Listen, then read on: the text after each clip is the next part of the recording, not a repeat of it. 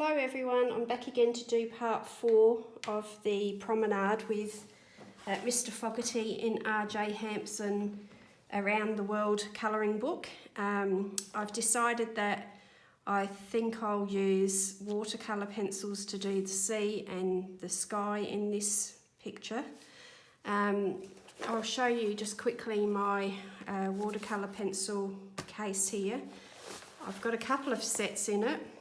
I have Derwent Graphitint, Derwent watercolour, and these watercolour pencils are quite old. I don't even know whether they still look the same in the Derwent sets these days, but I actually did break one in half there, so that's all I've got left of that one.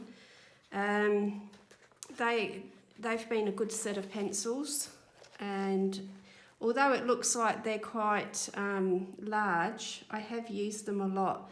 I find the way that I work with watercolour pencils that they do last a long time and don't wear down too quickly. I do have a couple of pencils out that I was using in the Johanna Basford book the other day when I showed you how I use watercolour pencils. And then I have this set. I don't even know how to pronounce the name on them. It's Art Quido or Kido, Q-I-D-O-O. They were a really cheap set that I bought on Amazon. I can't remember any of the details about that, so I'm not going to offer to link them or anything. I wouldn't really recommend them anyway. They're really, really cheap. They were quite a large set, as you can see. And they're okay, but if this was your first set of pencils and you thought that all watercolour pencils work like these ones do, you'd be really disappointed. And it feels like the pigment, instead of actually soaking into the paper, it's like it sits on the top of the paper, and it's just got a weird sort of composition about it. But now that I've got them, I do use them in conjunction with my other watercolour supplies, and sometimes I use them without diluting them, so I just use them as a pencil because they have got some interesting colours in there. There's quite a wide range of colour there, but I certainly wouldn't recommend them to anyone. So that's just what's in that set. So I'm going to put those off to the side. I think I'll probably mostly use the Derwent watercolour pencils here.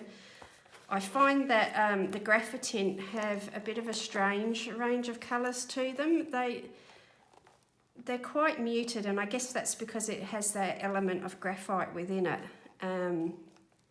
If you colour with them onto the paper and dilute them, they look really different to if you lift the colour from the tip and then paint with them. So there's a couple of different ways that you can use them, and you do get slightly different effects with it.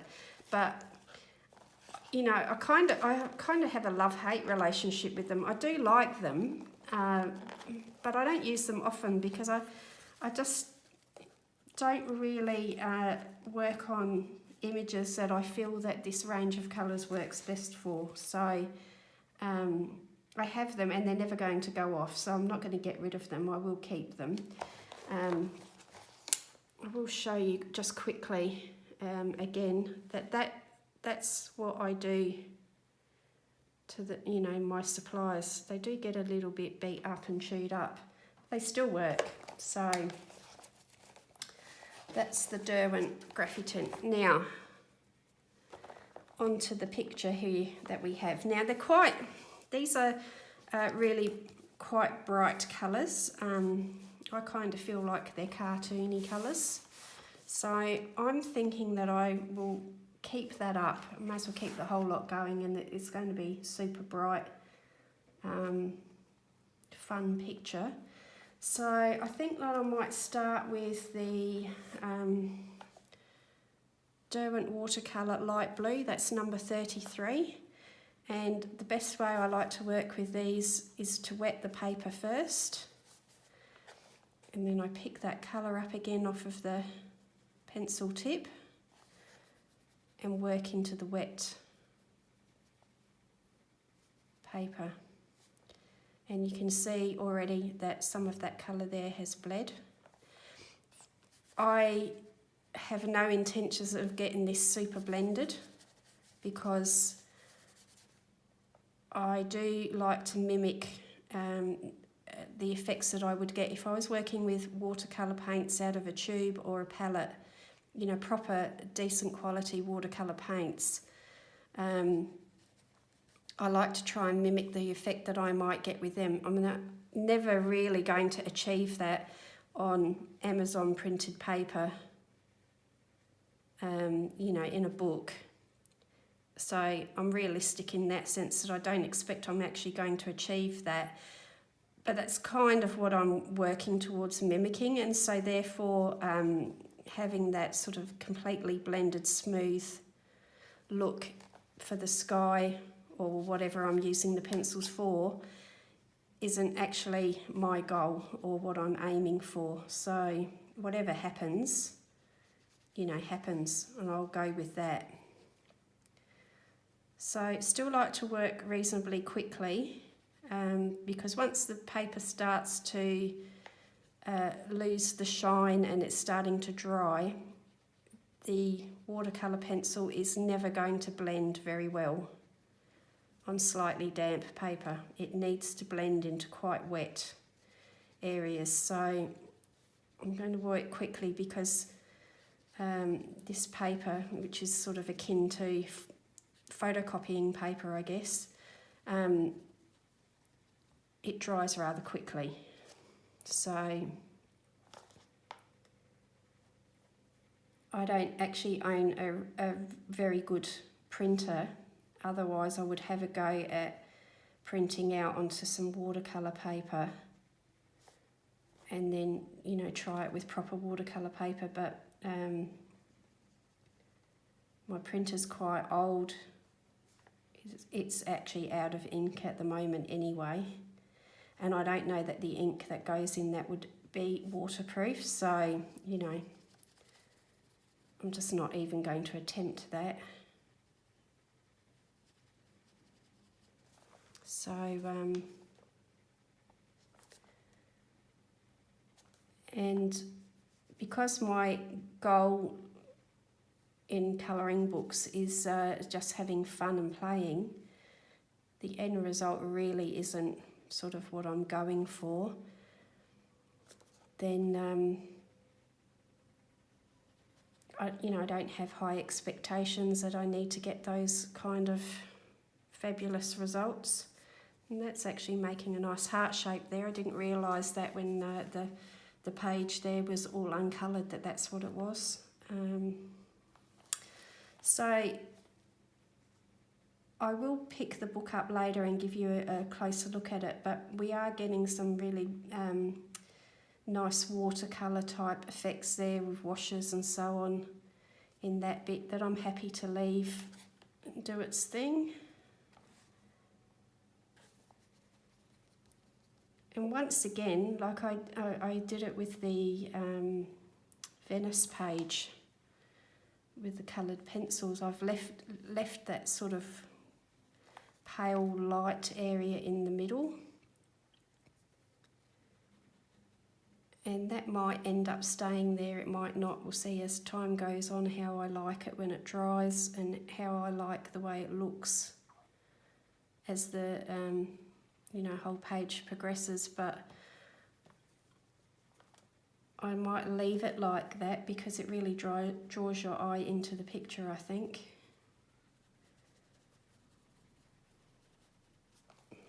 So I'm just going to darken these little areas.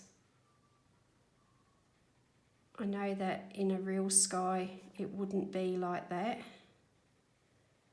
but this is a drawing, and by darkening it here, it's just another little ploy that draws your eye in to sort of the focus of the drawing, and the focus of the drawing really for me is sort of their faces, and then from their faces I sort of travel around. So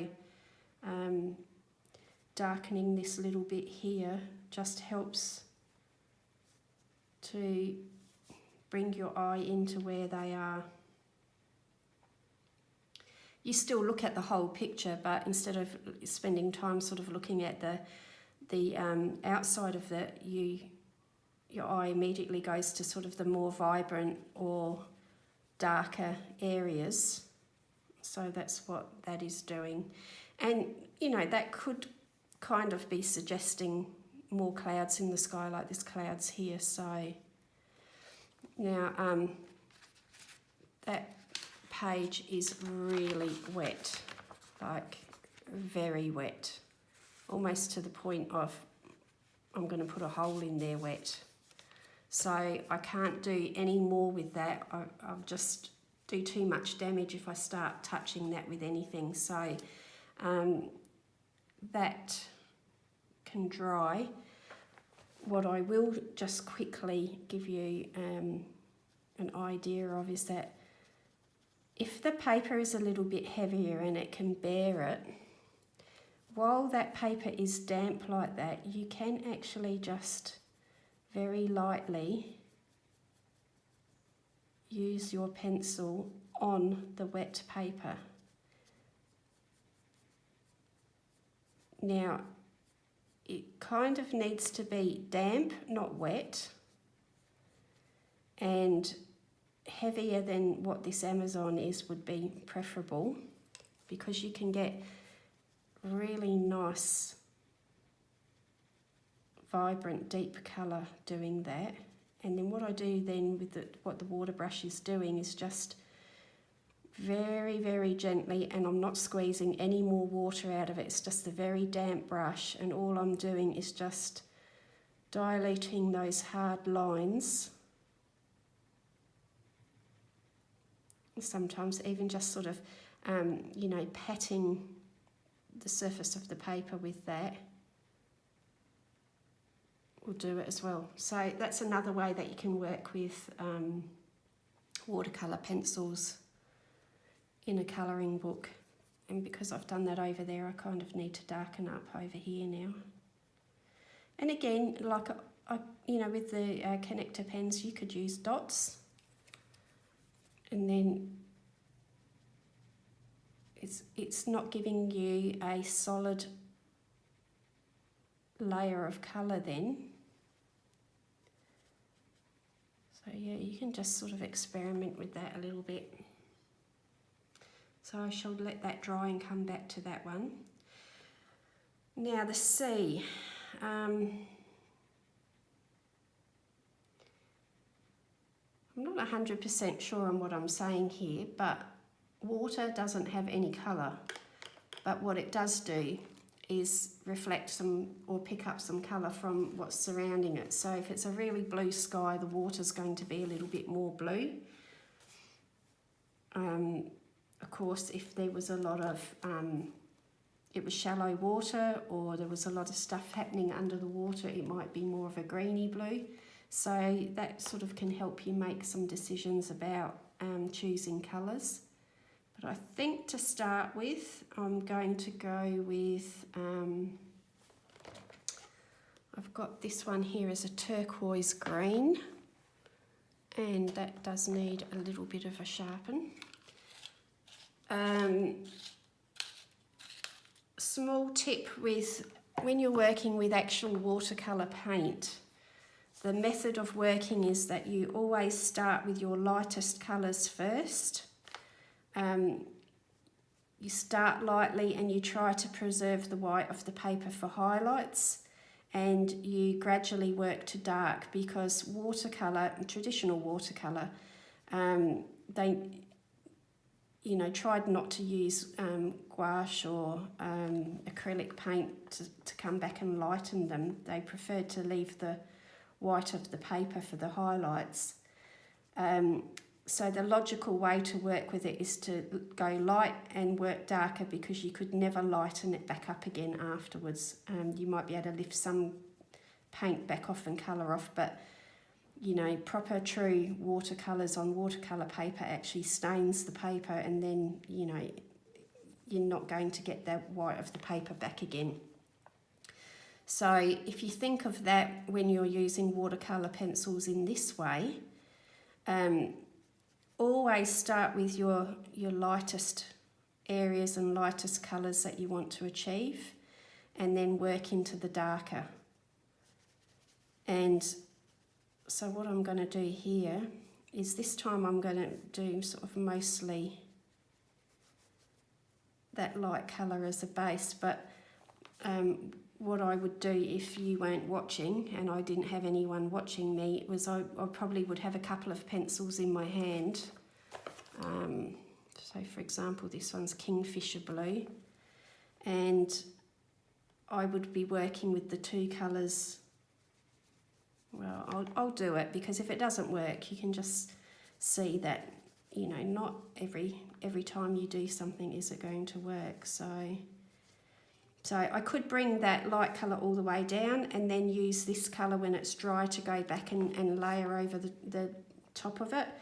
But I'm not going to do that. So I'm going to wet the paper a little bit here and start introducing this darker colour.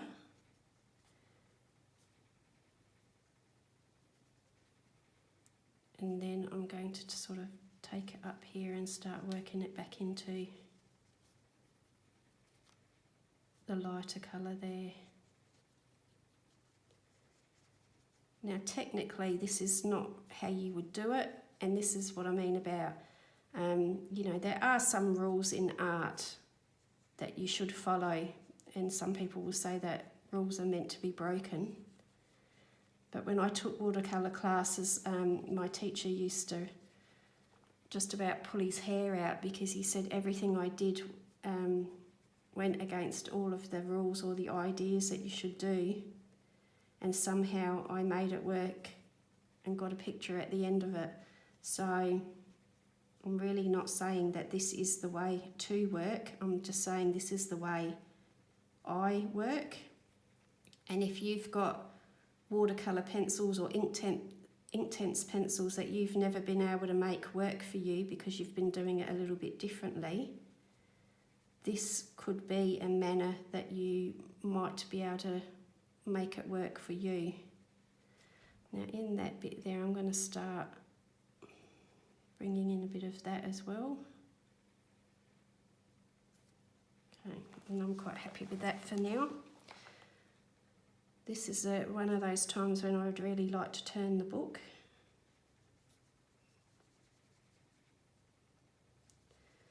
So yeah, when I took classes,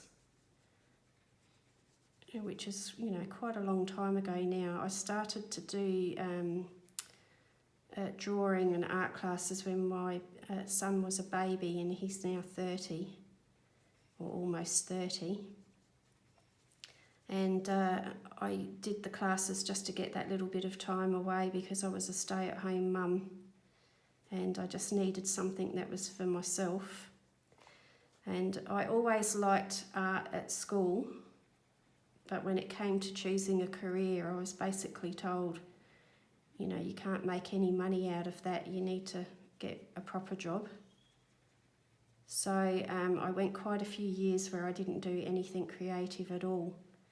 And when he was born, that was a time I thought that I would come back to it and have a go.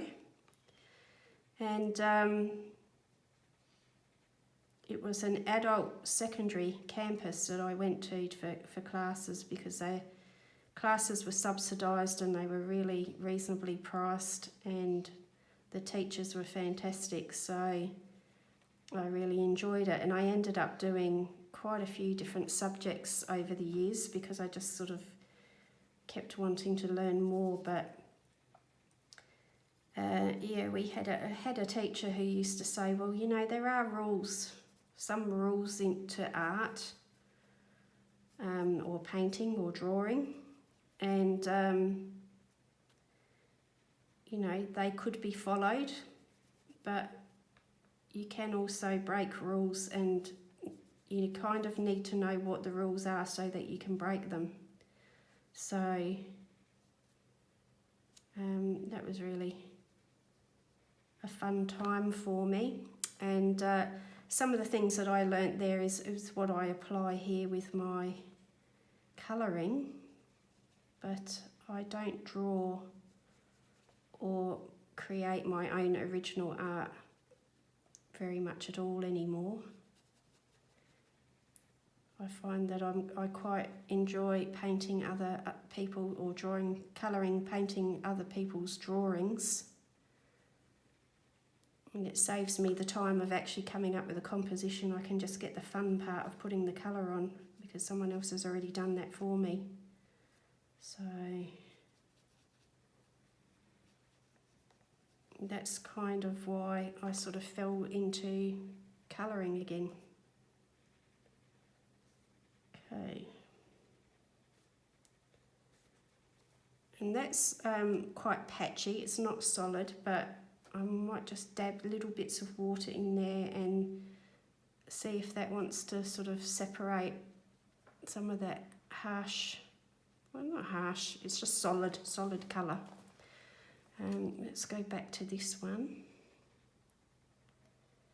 I'll bring some of that down into there.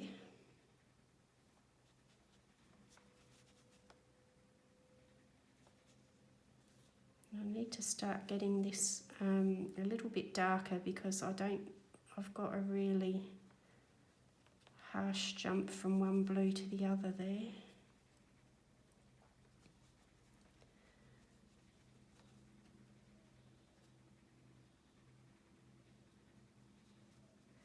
So you see that I mix my techniques up a bit. I jump about from here I wet the paper and had it really wet. Here it's a little bit drier and I'm using a drier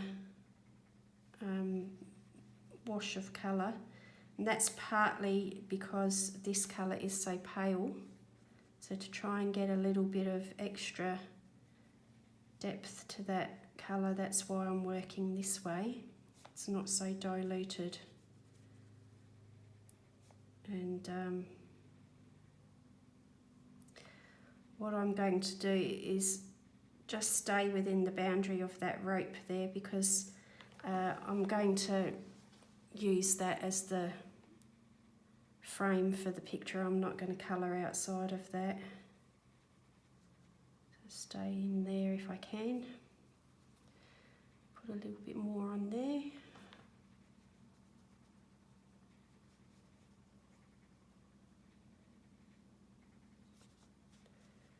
So Mr. Fogarty looks like he's coordinated with the colours of the sea there, doesn't he, with that jacket?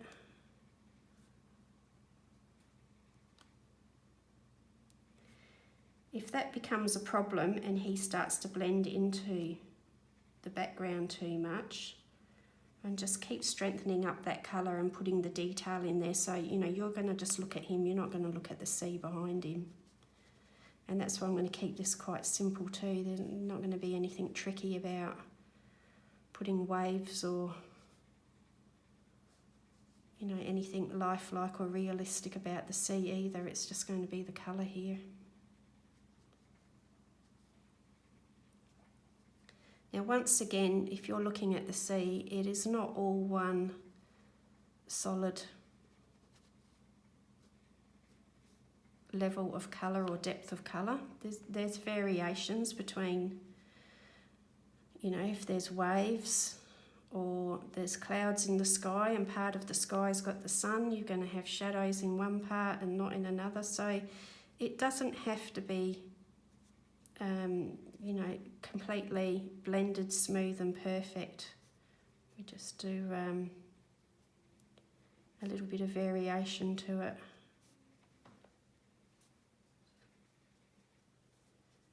And what that's doing is it's sort of, you know, blending the graduation from it being darker down here up into the lighter up there. So I'll do that here as well. That brush is actually not overly wet. It's just slightly damp, and so that's giving you another effect there on the paper. And I think that will do. I'm quite happy with that. When it's dry, I might use some pencil on that again. Just wash that brush off You know, I could use a bit of white pencil to suggest, you know, little bits of the tops of waves or whatever. So that's all I'm going to do with that. With the clouds, I'm going to just suggest a little bit of the shape to the cloud by using, this one is Blue Violet Lake, and it's a really pale purple, and I'm going to just put the tiniest bit of colour in there, and then move outwards from that edge. And that's all I'm going to do. It's not the sort of picture that I think, you know, I need to get tricky with the cloud design, because once again, the focus isn't the clouds, the focus is Mr. Fogarty and his lady friend.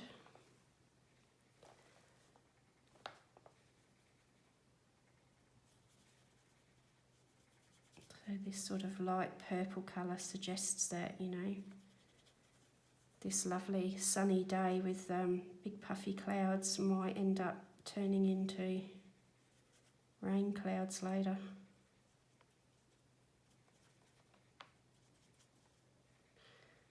And then I'll just do some in here so that the smoke from the steamer ship will stay white, but that suggests that you're seeing the smoke in front of the cloud and the cloud isn't in front of the smoke.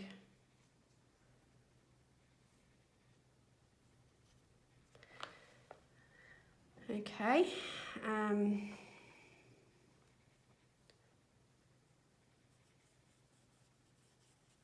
with that again, I'm going to wait until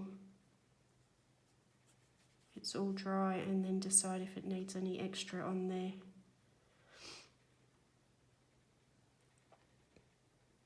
So that's coming along well. I'll just point out here where I used that water and it was rather wet. It was too wet because look, it's actually diluting the edge of her outfit there and going up into there. So I'll probably have to touch these areas up a little bit. I kind of like what it's done there on the railing and the wood, so that doesn't, you know, need too much done to it, but it does ruin the look here, so I will have to touch that up.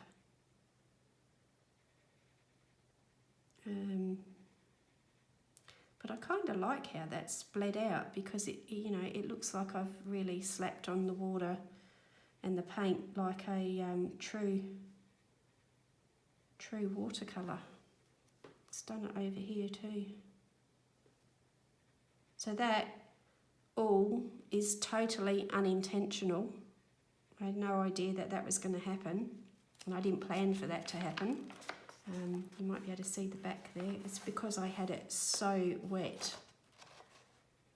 So that's what happens, and that's the beauty of the Inktense pencils, because if I had used Inktense pencils on all of this and that water had bled into it, in theory, once it's been diluted, that Inktense shouldn't move again, and that wouldn't have happened if that had been Inktense. But I kind of like it. So I kind of like how it's done that there as well. So I'll see what I can do to sort of make the most of that, or, you know, exploit that, I suppose. All right, that's half an hour again already. So I will say goodbye for now, and I'm going to have to come back with the last